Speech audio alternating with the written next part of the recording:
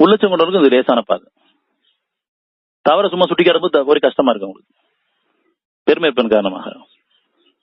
நம்ம தகுதி உயர்ந்துட்டோம்னு சொன்னா எப்படி உணரணும்னு சொன்னா, என் தவற யாரா என்று சொல்லும் போது நான் அதை மனப்பூர்வம் ஏத்துக்கிறேன்னா தகுதி உயர்ந்தோம், மனமோட மறுக்கன்னா இன்னொன்று தகுதி பெறணும் அர்த்தம். நம்மளை பத்தி யாரும் எதுவும் பேசிடக்கூடாது. நான் மட்டும் எல்லாரை பத்தி பேசுவேன்.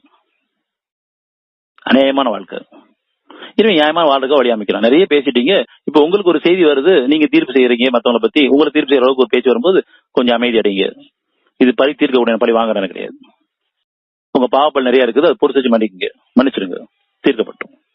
உங்கள் பின்னால் இருந்து இறை தூதர் உங்களை அழைத்துக் கொண்டு இருக்க நல்ல குணங்களை வாழுங்க, பொறுத்து வச்சு மன்னிச்சு படுங்க, சமானத்தை விரும்புங்க, அருளை விரும்புங்க, அறிவு நீக்குங்க, ஞானங்களை கேளுங்க. இதெல்லாம் சொல்லப்பட்டுட்டே இருக்கு.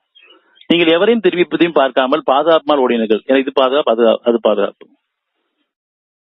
அதன் காரணமாக ஆகவே பலனாக இறைவன் துக்கத்தின் மேல் துக்கத்தை உங்களுக்கு கொடுத்தான். பாத தெளிவானதுக்கு அப்புறம் மாறி போகும்போது, வேர்த்து கொண்டு தெளிவுபடுத்தப்பட்ட அப்புறம் மாறி போகும்போது, வரம் மீறி போகும்போது, ஆகவே பலனாக இறைவன் துக்கத்தின் மேல் துக்கத்தை உங்களுக்கு கொடுத்தான். ஏனெனில் உங்களுக்கு கிடைக்க வேண்டியது தவறிவிட்டாலோ, உங்களுக்கு சோதனை காலம் ஏற்பட்டாலோ நீங்கள் கவலை அடையக்கூடாது. இன்னும் அல்லாஹ் நீங்கள் செய்வது நன்கு அறிகிறான். கவலை அடையாதீங்க, உங்க நன்மைக்கு தான் நான் செஞ்சிருக்கேன், கவலைப்படாதீங்க.